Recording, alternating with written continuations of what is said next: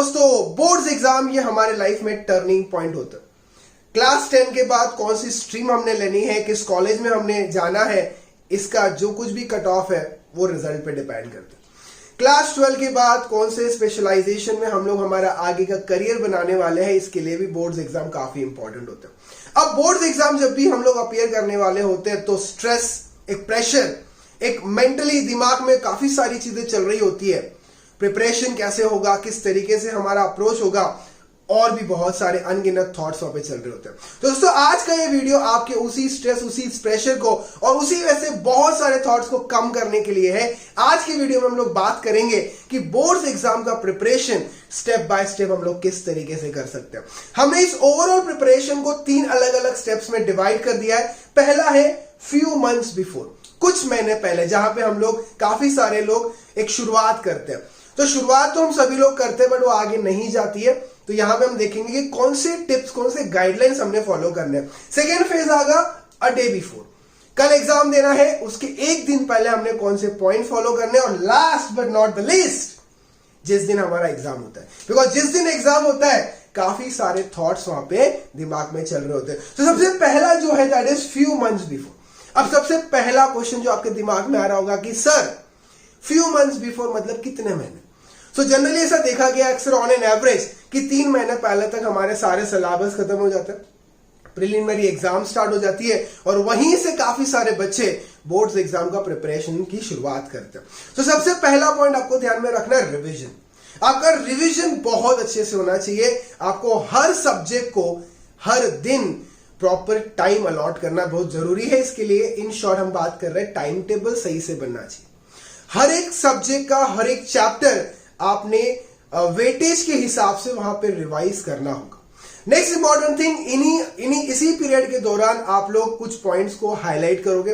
वो highlighting points का क्या यूज होता है मैं इस वीडियो में आपको आगे बताने वाला हूं। नेक्स्ट, जहां पे फॉर्मूले हैं उन फॉर्मूले की शीट आप लोग बना लीजिए। डायग्राम्स की प्रैक्टिस कर लो, एक बुकलेट बना लो। जैसे अक्सर मैं बच्चों को बोलता हूं 3-4 पेजेस का एक बुकलेट बना लो। वहां पे सारी जो डायग्राम्स है उन्हें एक जगह आप लेके आ सकते हो। एसएसटी जैसे सब्जेक्ट के लिए आप एक टाइमलाइन बना सकते हो, मतलब ईयर वाइज कौन से इंसिडेंट कैसे हुए, सो उसे याद रखना बहुत इजी होगा। अब इसी फेज में मतलब फ्यू मंथ्स बिफोर आपको प्रॉपर प्रैक्टिस करना बहुत जरूरी है। देखो, practice makes the man perfect, ये थॉट ट्रू कब होता है जब हम एक्चुअली प्रैक्टिस करते हैं। हम लोग सिर्फ थॉट्स पढ़ते हैं, हम लोग उसको एक्शन में नहीं लाते। तो यहां पे आपको प्रैक्टिस करनी है एग्जाम पेपर की। सो आप लोग प्रीवियस ईयर क्वेश्चन पेपर को सॉल्व करके देख सकते हो। आप लोग कुछ सैंपल क्वेश्चन पेपर्स को यहां पे सॉल्व करके देख सकते हो, जिसकी मदद से आपका स्पीड बढ़ सकता है, आपका टाइम मैनेजमेंट होगा और आपको काफी सारी चीजों के बारे में पता चलेगा। जैसे कि थ्योरेटिकल सब्जेक्ट में आप नोटिस करोगे काफी सारे टॉपिक्स रिपीट होते हैं। सो एक जो प्रोबेबिलिटी होती है ना कि क्या पेपर में आ सकता है, ये भी गेसिंग हम लोगों का इस पीरियड में बढ़ता है। So this is very important, ये काफी इंपॉर्टेंट है। नेक्स्ट, इसी पीरियड के दौरान आप लोगों को हेल्दी खाना खाना है, आप लोगों को रिलैक्स रहना है। और सबसे इंपॉर्टेंट पॉइंट जो बहुत सारे बच्चे मिस करते हो, जिससे बहुत स्ट्रेस बढ़ता है, दैट इज स्टडी आवर्स के दौरान आपको एक प्रॉपर ब्रेक लेना है। अभी हमें ब्रेक लेने का मतलब ये नहीं है कि कहीं बाहर चले गए, दोस्तों के साथ गप्पे वप्पे मार रहे एकदम ग्रुप स्टडी के नाम पे, बिल्कुल भी नहीं। देखो, ये वीडियो उन बच्चों के लिए है जो बच्चे साल भर कुछ नहीं कर पाते और आखिरी के 3-4 महीने में चाहते हैं कि हम लोग स्टेप बाय स्टेप एक प्रॉपर गाइडेंस अगर हमको मिल जाए तो हम लोग भी 95 प्लस ला सकते हैं। So proper guidance, proper concentration, proper dedication आपके साइड से आपको मैक्सिमम सक्सेस वहां पे देने वाला। ओके, सो यहां पे जो पॉइंट्स आपको बताए, इन सभी पॉइंट्स को आपको बहुत अच्छे से फॉलो करना है। इसके बाद आता है नेक्स्ट, अ डे बिफोर। कल आपका एग्जाम है, अब एग्जाम के एक दिन पहले क्या। तो सबसे इंपॉर्टेंट चीज यहां पे जो होती है, आपका स्टेशनरी प्रॉपर आपके पास होना चाहिए। पिछले वीडियो में हम लोगों ने बात की थी कि हैंडराइटिंग फास्ट कैसे की जा सकती है।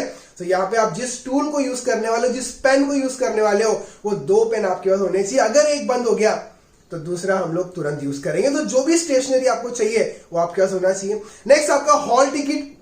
मैं हमेशा बच्चों को बोलता हूं हॉल टिकट के मल्टीपल कॉपीज आप लेके रखिए। अगर कहीं गड़बड़ से मिसप्लेस हो गया तो काफी सारा स्ट्रेस वहां पे जनरेट होता है, सर अब तो गया हॉल टिकट। और फिर जैसे बाजू इधर उधर से जो सजेशन मिलते हैं, अब तो बहुत टाइम लग जाएगा, कैसे होगा, क्या होगा, इससे अच्छा है कि हम लोग उसके 4-5 कॉपीज ऑलरेडी लेके रखें। Next important thing, exam centre आपका ब्लॉक नंबर आप जाके देख लें, तो जिस दिन पेपर होगा उस दिन आपको बिल्कुल भी टेंशन होगा नहीं, बिकॉज आप जानते हो आपको जाके कहां पे बैठना है। अब यहां पे और डे बिफोर में, ये तो सारी जो चीजें थी, प्राइमरी चीजें थी जो हमारे साथ हमेशा होनी चाहिए। सबसे इंपॉर्टेंट आता है एक दिन पहले का रिवीजन। सो फ्रेंड्स, हम लोगों ने जो ऊपर फॉर्मूले शीट्स बनाई है, डायग्राम्स बनाए, हाईलाइटिंग पॉइंट्स जो बताए हैं, वो मुझे एक दिन पहले बहुत काम आने वाले। मतलब हम लोग जो बोलते हैं ना, एक सब्जेक्ट एक दिन में कैसे कवर करना है, हमने जिस वीडियो में जो वीडियो देखा था उसमें भी इन्हीं पॉइंट्स पे फोकस किया था कि आपको हर सब्जेक्ट के लिए क्या चीज, क्या मटेरियल रेडी करना है। सो मटेरियल हम लोग रेडी करते हैं इस फेज में, और उसका पूरा यूज हमें कहा होता है इस तरह से। अब यहां पे बच्चे क्या करते हैं, किसी और ने बनाया होगा वो खुद ले लेते हैं। देखो यहां पे एक इंपॉर्टेंट चीज ऐसी है दोस्तों कि जो दूसरे ने बनाया है वो उसके कंपैटिबिलिटी के हिसाब से आपको किस तरीके से बनाना है आप देख लो वहां पे। और आप जब खुद बना रहे हो ना तो उसकी इमेज बनती है। सो हो सकता है जब आप उसको रिवाइज कर रहे हो तो यहां पे उसका रिवीजन काफी फास्ट होता है। और इंपॉर्टेंट चीज, एक दिन पहले जब आप सोने जा रहे हो बिल्कुल भी टेंशन लेने की जरूरत नहीं है। जितनी कुछ मेहनत करनी थी अब वो हो चुकी है।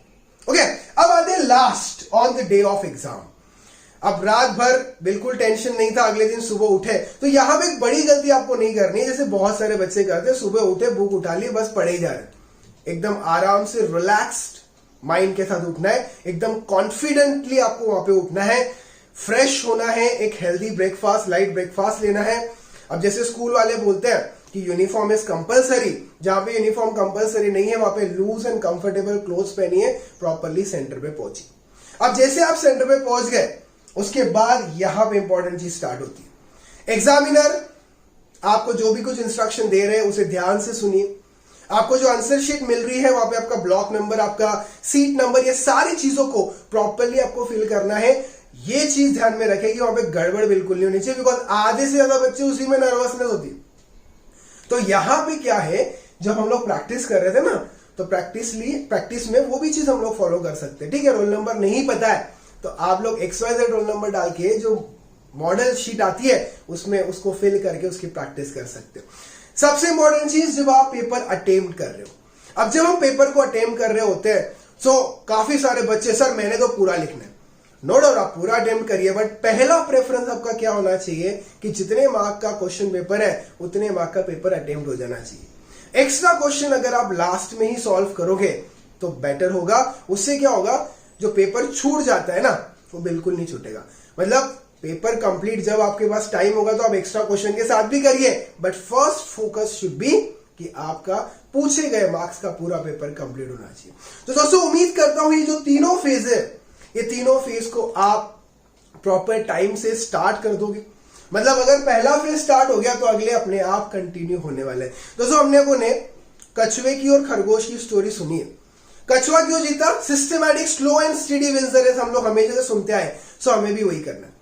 हमें स्लोली प्रिपेयर करना है, हमें एकदम से प्रिपेयर करना नहीं, बिकॉज एकदम से जब हम प्रिपेयर करने जाते हैं तो बहुत सारी चीजें छूट जाती है, और जब चीजें छूटती है तो फिर अलग से मेंटल स्ट्रेस और मेंटल प्रेशर बढ़ता है। तो दोस्तों उम्मीद करता हूं वीडियो आपको पसंद आया होगा। अपने दोस्तों के साथ बहुत शेयर करिए, उन्हें भी बताइए कि किस तरीके से हम लोग step by step boards exam का प्रिपरेशन कर सकते हैं। बने रहिए हमारे इस चैनल पे, मिलते हैं अगले वीडियो में।